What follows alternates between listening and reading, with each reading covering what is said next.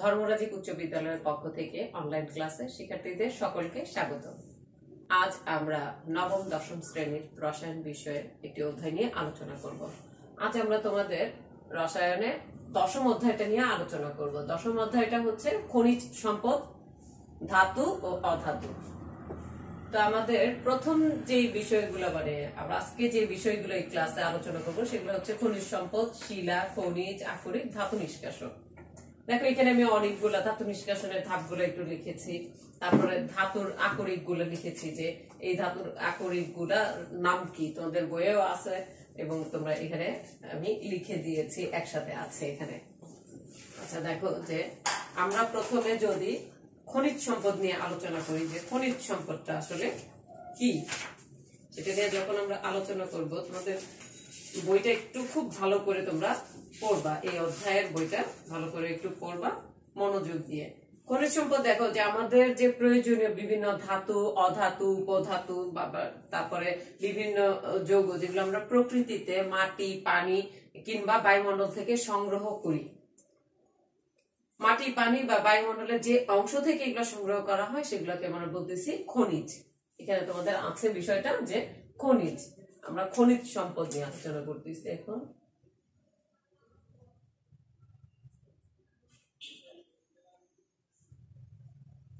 খনিজ সম্পদ দেখো যে আমরা মাটি, পানি বা বায়ুমণ্ডলের যে অংশ থেকে এই খনিজ সম্পদ গুলো আহরণ করি সেটাকে আমরা বলতেছি খনিজ। এখন এই খনিজটা কি, দেখো যে খনিজ এটা কঠিন হতে পারে, যেমন লোহা বা তামা, এটা কঠিন। তরল হতে পারে পেট্রোলিয়াম বা খনিজ তেলে, মানে তেল যেটা, সেটা আবার গ্যাসেও হতে পারে, প্রাকৃতিক গ্যাস, এটাও একটা খনিজ। তো আমাদের দেখো যে কি করে আমরা এই যে প্রচুর পরিমাণে যে প্রাকৃতিক গ্যাস, আমাদের এই যে খনিজ পদার্থ, মানে খনিজ যে গ্যাসীয় পদার্থটা, সেটা আমরা রান্নার কাজে, যানবাহনের জ্বালানির কাজে, বিদ্যুৎ উৎপাদনে, বিভিন্ন শিল্প কারখানায় কাঁচামাল হিসেবে ব্যবহার করে আসছি। তারপরে দেখো যে মধ্যপ্রাচ্যের বিভিন্ন দেশে পেট্রোলিয়ামের খনিজ রয়েছে, তারা মানে পৃথিবীর বিভিন্ন দেশে সেটা রপ্তানি করে।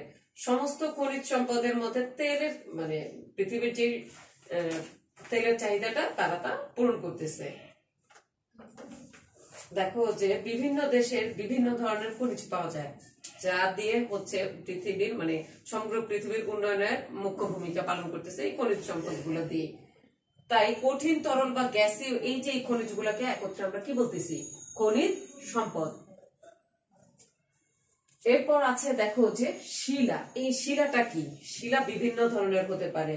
শিলা আগ্নেয় শিলা, পাললিক শিলা, রূপান্তরিত শিলা। এটা তোমরা ক্লাস 7-এও পড়ে আসছো, 7-এর শেষের দিকে অধ্যায়টার মধ্যে আছে যে আগ্নেয় শিলা, পাললিক শিলা এবং রূপান্তরিত শিলা। শিলা হচ্ছে আগ্নেয় শিলা,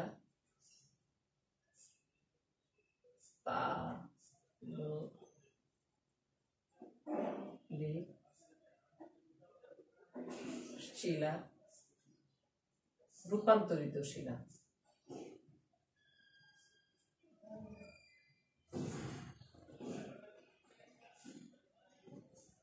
রূপান্তরিত শিলা যেমন ধরো যে বিভিন্ন খনিজ পদার্থ মিশ্রিত হয়ে কিছু শক্ত কণা তৈরি হয়। ওই শক্ত কণাগুলো যখন একত্র হয়, মানে হয়ে যে পদার্থটা তৈরি করে, সেটা হচ্ছে শিলা। এই শিলা তৈরিতে দেখো যে এদের 3 প্রকার আমরা তো লিখলামই, যে আগ্নেয় শিলা। আগ্নেয়গিরি থেকে যে গলিত পদার্থ সমূহের মিশ্রণ বের হয় সেটাকে আমরা কি বলতেছি, ম্যাগমা। আগ্নেয়গিরি থেকে গলিত যে পদার্থটা বের হয় সেটা হচ্ছে ম্যাগমা। ম্যাগমা যখন ঠান্ডা হয়ে কঠিন পদার্থে পরিণত হয় তখন তাকে আগ্নেয় শিলা বলে, যেমন গ্রানাইট। গ্রানাইট হচ্ছে, যেমন হচ্ছে গ্রানাইট।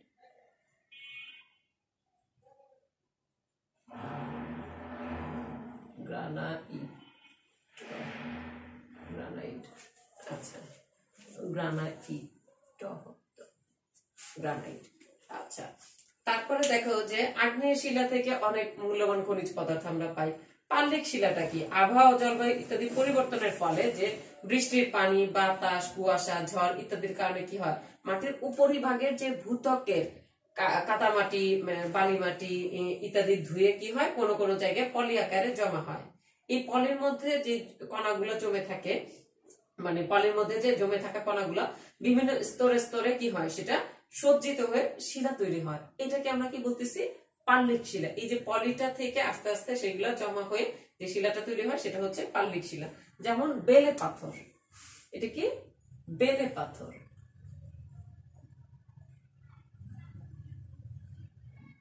বেলে পাথর। তারপরে দেখো আসে রূপান্তরিত শিলা।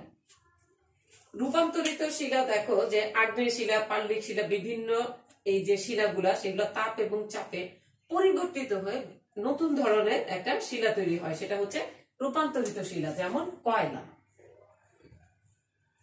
এই দুই ধরনের শিলা তাপ এবং চাপে পরিবর্তিত হয়ে মানে রূপান্তরিত হয়ে একটা শিলা তৈরি করে, সেটা হচ্ছে রূপান্তরিত শিলা। যেমন উদাহরণ হচ্ছে দেখো যে কয়লা। আমরা এরপরে দেখো যে খনিজটা নিয়ে যদি বলি, একবার বলছি যে মাটির উপরিভাগে বা মাটির তলদেশে যে সকল পদার্থ থেকে আমরা প্রয়োজনীয় দ্রব্যাদি, যেমন ধরো বিভিন্ন প্রকার ধাতু বা অধাতু ইত্যাদি সংগ্রহ করে থাকি, তাদেরকে আমরা খনিজ বলতেছি। এখন যে অঞ্চল মানে যে অঞ্চল থেকে খনিজ উত্তোলন করা হয় তাকে বলা হয় খনি। এরপর আসে আমাদের আকরিক। 4 নম্বর বিষয়টা হচ্ছে আমাদের আকরিক। এই আকরিকটা কি?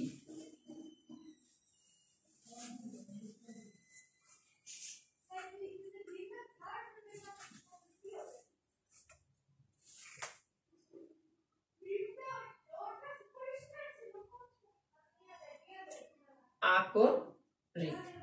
আচ্ছা, এই আকরিকটা দেখো যে যে সকল খনিজ থেকে লাভজনক ভাবে ধাতু বা অধাতুকে সংগ্রহ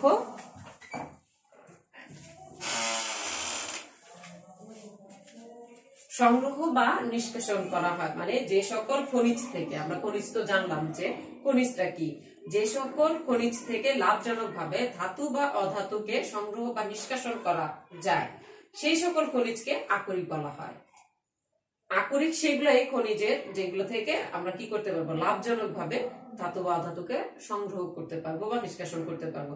যেমন গ্যালেনা। এখানে দেখো গ্যালেনা, লেড সালফেটটাকে আমরা কি বলতেছি, গ্যালেনা।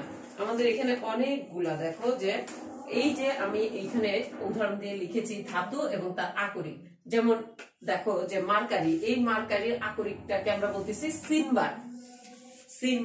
আর জিঙ্কের আকরিকটাকে আমরা জিঙ্ক সালফেট যেটা, সেটাকে বলতেছি জিঙ্ক ব্লেড। এবং তারপরে হইতেছে ক্যালামাইট, জিঙ্ক কার্বনেট, এটা ক্যালামাইট। তারপরে দেখো যে আমরা লেডের আকরিকটাকে বলতেছি গ্যালেনা। আয়রনের যে আকরিক, একটা হইতেছে ম্যাগনেটাইট, হেমাটাইট, লিমোনাইট। দেখো ম্যাগনেটাইট, হেমাটাইট, লিমোনাইট। একটু দেখো যে ম্যাগনেটাইট এন্ড হেমাটাইট। ম্যাগনেটাইট হচ্ছে এখানে 3, 4। এখানে দেখো যে ম্যাগনেটাইট, হেমাটাইট, এটা হইতেছে লিমোনাইট। লিমোনাইটে 3 অণু পানি থাকবে। ফেরাস সালফেটের সাথে 3 অণু পানি থাকবে। আর ফেরিক সালফেটটাকে আমরা বলতেছি, প্রথমে যেটা লিখেছি সেটা হচ্ছে ফেরিক সালফেট। ফেরিক সালফেটকে আমরা কি বলতেছি, এখানে দেখো যে magnetite, ferrous sulphate, ferric sulphate. আচ্ছা, হেমাটাইট, তারপরেরটা হচ্ছে লিমোনাইট। কপারের যে আকরিক সেটাকে আমরা বলতেছি চার্কোসাইট। তারপরে কপার পাইরাইটস, এটা হচ্ছে চার্কোসাইট, এটা হচ্ছে কপার পাইরাইটস। আর অ্যালুমিনিয়ামের যে আকরিক, অ্যালুমিনিয়াম অক্সাইডের যে আকরিক বিভিন্ন পানি সহ, এটাকে আমরা বলি বক্সাইট। সোডিয়াম ধাতুর একটাই আকরিক দেখো যে সবচেয়ে পরিচিত, সমুদ্রের পানিতে পাওয়া যায়, সোডিয়াম ক্লোরাইড। এগুলো হচ্ছে ধাতুর আকরিক। এই যে বিভিন্ন ধরনের ধাতুর আকরিক, আমি যে এই যে আকরিক বললাম সেটা, এই ধাতুর আকরিক থেকে কি করি আমরা, লাভজনক ভাবে কি করি যে ধাতু বা অধাতুকে সংগ্রহ বা নিষ্কাশন করি, সেটাই তো আসলে আকরিক। এখন দেখো এই যে ধাতু নিষ্কাশন, পরের অংশটা হচ্ছে ধাতু নিষ্কাশন। ধাতু নিষ্কাশনে আমাদের অনেকগুলা পদ্ধতি আছে, মানে ব্যবহার করতে হয়, কিন্তু সব ধাতুর জন্য সব না, সব ধাতুর জন্য আমরা সব ব্যবহার করব না। 5 নাম্বারটা হচ্ছে ধাতু নিষ্কাশন।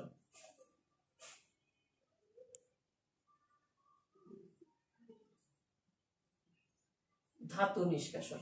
আচ্ছা দেখো এখন এই যে পদ্ধতিতে আকরিক থেকে ধাতু সংগ্রহ করা হয় তাকে আমরা কি বলি? ধাতু নিষ্কাশন বলি। বিভিন্ন ধাতুর কি ধর্ম ভিন্ন থাকে। এখন এই যে ধাতুর নিষ্কাশনের জন্য আমাদেরকে কি কি করতে হয়, যেমন ধরো ধাতুর বিভিন্ন ধরনের নিষ্কাশন প্রক্রিয়া আছে। কিছু কিছু ধাতু আমরা কি পাই? প্রকৃতিতে বিশুদ্ধ অবস্থায় পাওয়া যায়, কিন্তু কম বা অধিক সক্রিয় ধাতু সমূহ কি করি আমরা? যৌগ হিসেবে প্রকৃতিতে পাই। তোমাদের এখানে ধাতুর একটা চার্ট দেয়া আছে, যদি আমরা দেখো যে ধাতু নিষ্কাশনে যেমন lithium, potassium, sodium, calcium, magnesium,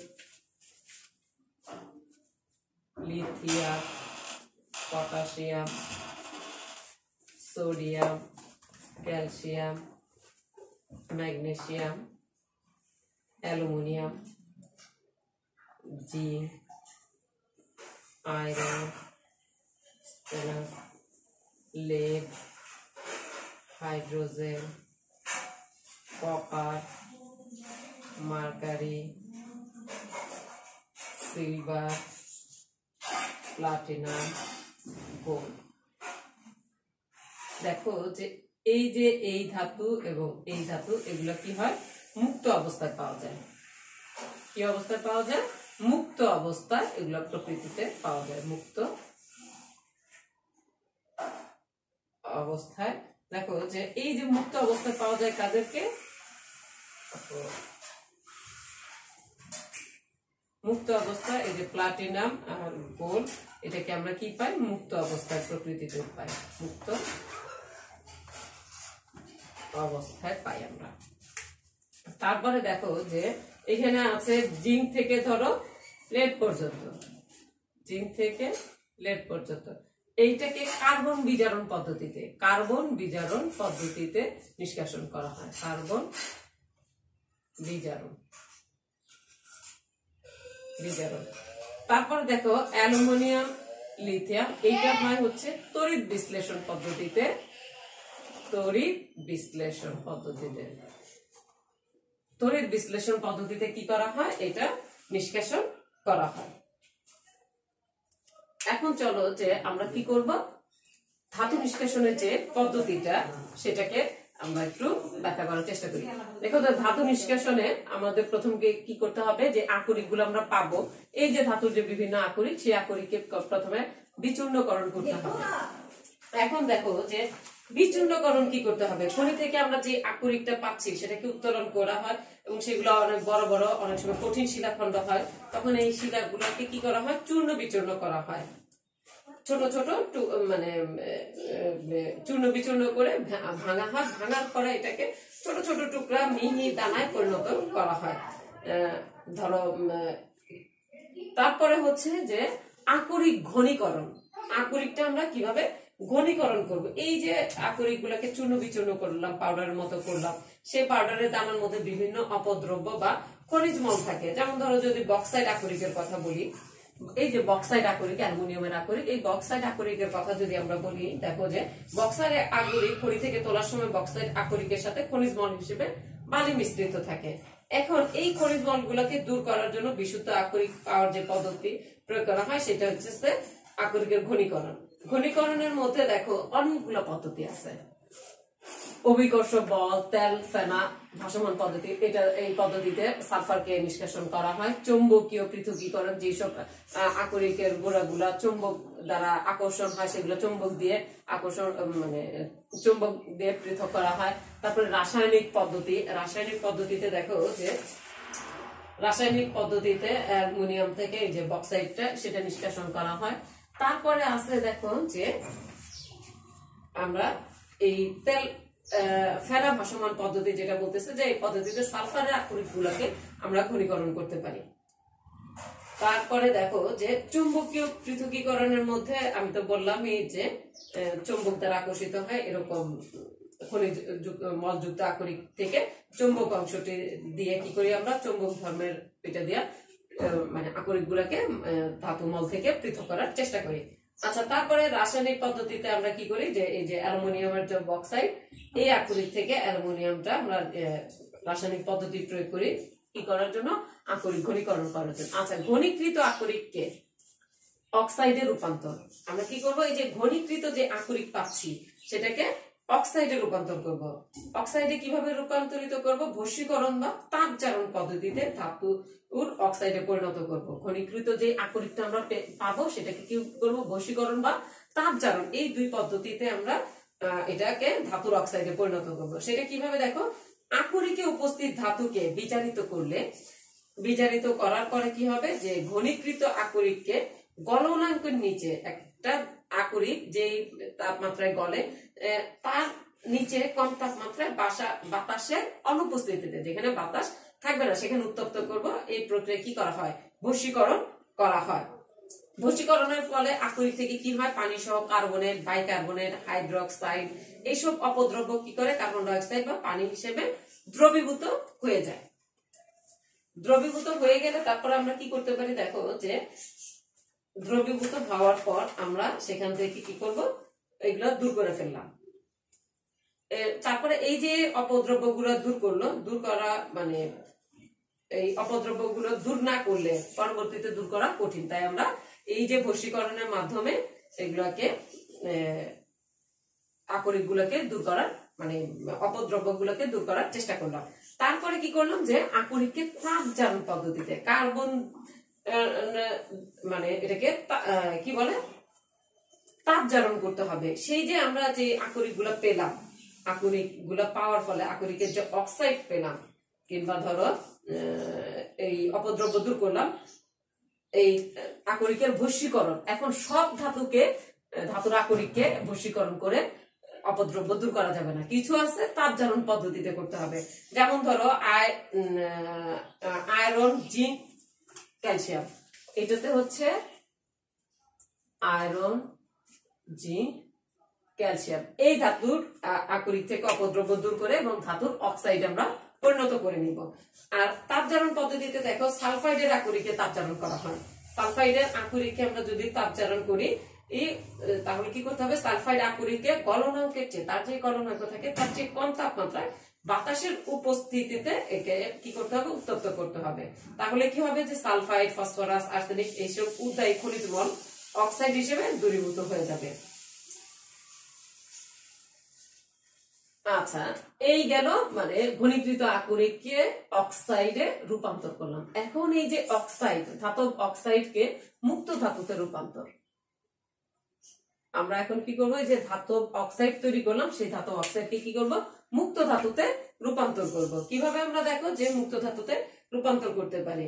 এই ক্ষেত্রে কি করতে হবে? যে আকরিককে বশীকরণ বা তাপজারণ যে প্রক্রিয়ায় হোক, ধাতব অক্সাইড আমরা পেলাম, তাদেরকে বিজারিত করলে ধাতু পাওয়া যাবে। কি দিয়ে বিজারিত করব? আমরা কার্বন দিয়ে বিজারিত করব। এখন এই যে কার্বন দিয়ে কিভাবে বিজারিত করব? ধরো জিঙ্কের একটা অক্সাইড, জিঙ্কের অক্সাইড, একে কার্বন দ্বারা বিজারিত করলে কি হয়?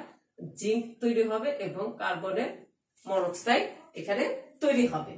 দেখো, ধাতু মুক্ত ধাতুতে পরিণত হয়ে গেল। আমরা কার্বন দিয়ে কি করলাম? একে বিজারিত করলাম। আচ্ছা, এখানে দেখো যে কার্বন কিন্তু একটি অধাতু হওয়া সত্ত্বেও কার্বন এখানে বিজারক।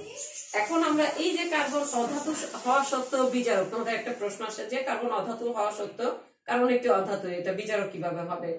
এটা কি করতেছে? যে এইখান থেকে দেখো, জিঙ্ক অক্সাইড থেকে অক্সিজেন একটা ঋণাত্মক মূলক, তাকে সরিয়ে ফেলতেছে। এই অক্সাইড থেকে সরিয়ে ফেলতেছে কে? কার্বন। কার্বন যেহেতু একটা ঋণাত্মক মূলককে সরিয়ে ফেলতে পারে, তাই কার্বনকে এখানে কি বলা হইতেছে?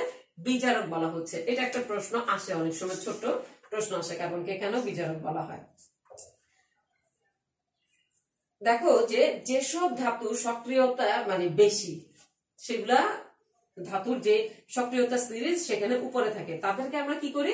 তড়িৎ বিশ্লেষণ পদ্ধতির মাধ্যমে বিজারণ ঘটানো হয়। এইগুলোকে তড়িৎ বিশ্লেষণ পদ্ধতির মাধ্যমে বিজারণ ঘটানো হয়। যে কার্বন দিয়ে আমরা যেরকম বিজারণ ঘটালাম, এগুলো তড়িৎ বিশ্লেষণের মাধ্যমে বিজারণ ঘটানোর ফলে কি হচ্ছে? মুক্ত ধাতু আমরা পাচ্ছি। তারপরে দেখো, যে মধ্যম মানের যে সক্রিয় ধাতুগুলো থাকে তাদের অবস্থান নিতেছে সক্রিয়তা সিরিজে অধিক সক্রিয় ধাতু নিচে থাকে, তাদেরকে আমরা কি করি? কার্বন বিজারণ পদ্ধতির মাধ্যমে বিজারণ ঘটানোর চেষ্টা করি। এই যে আমরা বললাম যে ধাতব অক্সাইডকে মুক্ত ধাতুতে রূপান্তরটা কিভাবে করলাম? বিজারণের মাধ্যমে।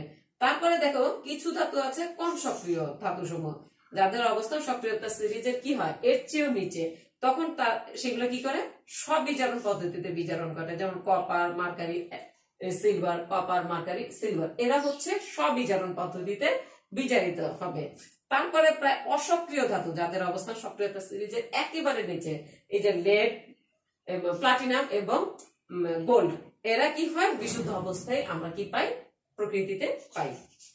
এখন দেখো যে এই যে বলতেছি যে ধাতুর বিশোধন, তড়িৎ বিশ্লেষণ, এই তড়িৎ বিশ্লেষণের মাধ্যমে কিভাবে আমরা এই ধাতুকে কি করতে পারি বিজারণ করতে পারি, ধাতুর যে নিষ্কাশন সেটা আমরা কিভাবে ধাতুর বিশোধন করতে পারি, কি বলতে আমরা ধাতু বিশোধন। এখানে আমরা দেখো যে ধাতু নিষ্কাশনের শেষ যে ধাপটা সেটা হচ্ছে ধাতুর বিশোধন। তখন আমরা কি করব, তোমাদের বইয়ের মধ্যে কিন্তু এটার একটা মানে চিত্র অলরেডি দেয়া আছে, আমরা কিভাবে করতে পারি। ধরো কপারের বিশোধনের জন্য আমরা কিভাবে করতে পারি, ধরো এখানে একটা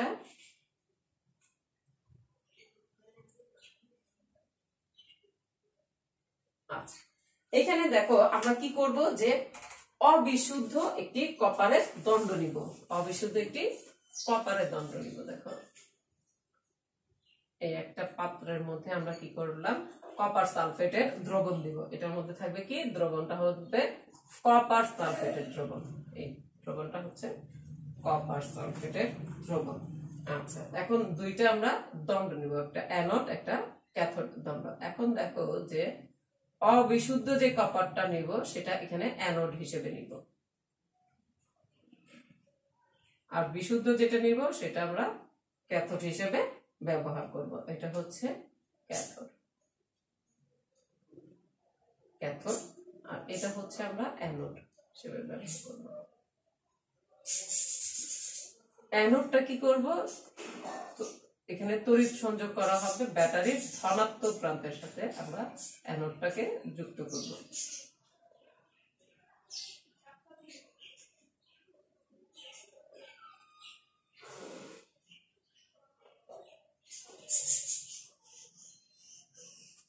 দেখো যে অ্যানোডটা হচ্ছে আমার এটা পজিটিভ আর এটা হচ্ছে নেগেটিভ ক্যাথোডটা। এখন এটা হচ্ছে অবিশুদ্ধ কপার, অবিশুদ্ধ কপার।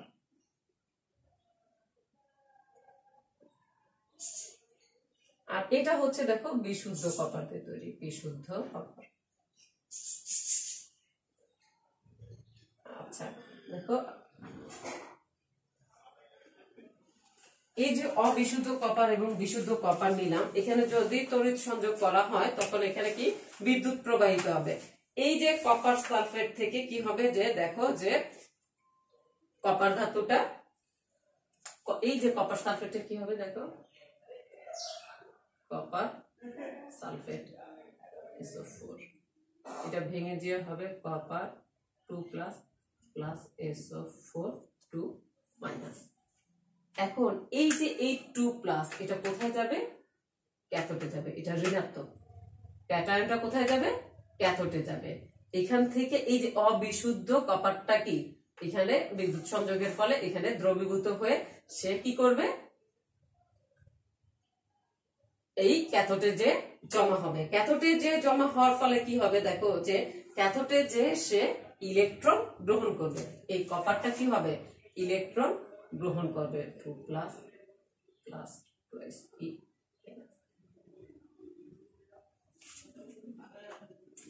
সলিড কপার, দেখো যে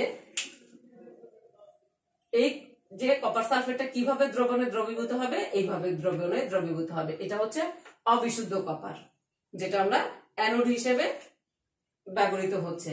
এখন এই যে দ্রবণের যেই ইয়াটা কপার আয়নটা থাকবে, এই যে কপার আয়নটা তখন কি হবে এটা ক্যাটায়নে পরিণত হয়েছে, এটা অ্যানায়ন হয়েছে। তখন এই যে কপারটা কি করবে যে ক্যাথোডে যে সে এখান থেকে যে এই যে এখান থেকে যে কপারটা মুক্ত হবে, সেই কপারটা মুক্ত হয়ে সে কি করবে ইলেকট্রন এখানে যে গ্রহণ করবে, ক্যাথোডে যে সে ইলেকট্রন গ্রহণ করে কপার ধাতুতে পরিণত হবে। সেটা কোথায় হবে এই যে এটার চারপাশে এই যে কপার ধাতু হিসেবে জমা হবে। আচ্ছা, এইভাবে কপার ধাতুটা বিশোধিত হবে। কিভাবে বিশোধিত হবে? এটা তড়িৎ কি বলে, তড়িৎ বিশ্লেষণের মাধ্যমে আমি দেখাইলাম যে কপার ধাতুটা কিভাবে বিশোধন হবে। আচ্ছা, এখন দেখো যে